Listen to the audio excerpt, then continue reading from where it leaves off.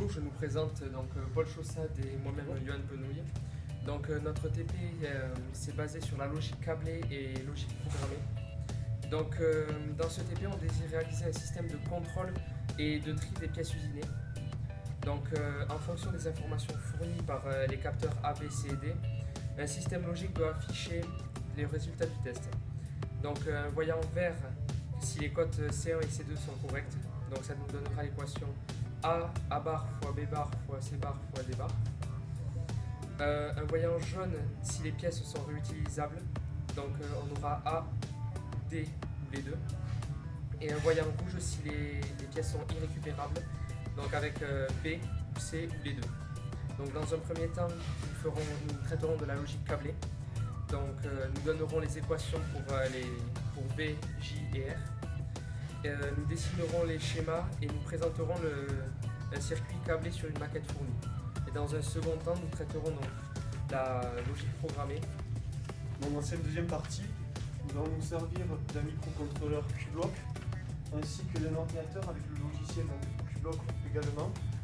Dans un premier temps, on câblera le microcontrôleur et dans un second temps, nous créerons un programme sur l'ordinateur. Le microcontrôleur qui correspond au hardware et l'ordinateur et son programme qui correspond au software, afin d'allumer successivement, par exemple, une LED et de la faire clignoter. Nous étudierons ainsi le programme et toute la partie programmable.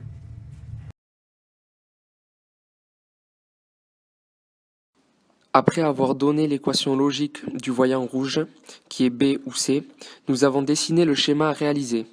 Ici, on branche la masse et les entrées 5 volts.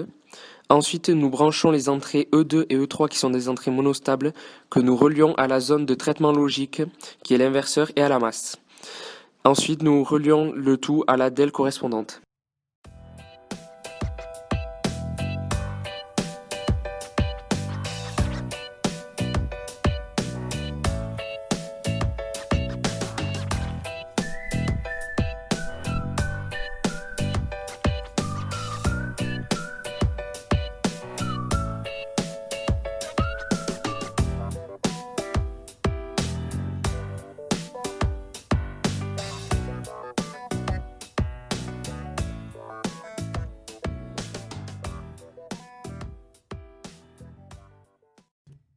Nous enclenchons l'interrupteur E2 ou E3, la DEL s'allume.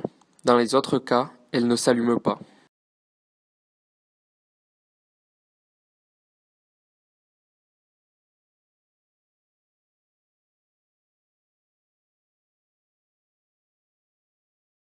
Dans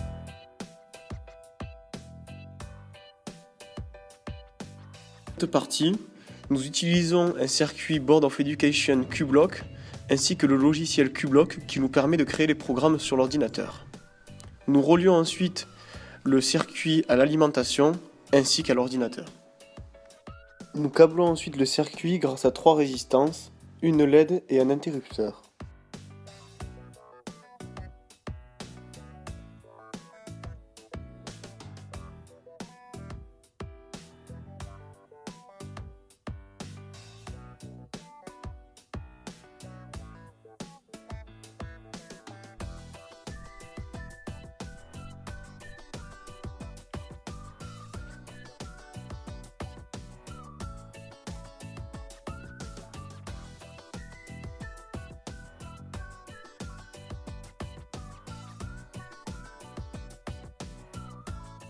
Après avoir câblé le microcontrôleur, nous créons le programme sur l'ordinateur. Dans un premier programme, nous avons fait clignoter une LED à intervalle de temps souhaité. Pour cela, nous avons déclaré la première ligne constDevice égale CB320 qui correspond au microcontrôleur. Nous pouvons voir ensuite output 14 qui configure la broche P14 comme une sortie. Nous avons ensuite fait une boucle do loop et à l'intérieur de cette boucle, nous avons mis les commandes height, pause, low, pause.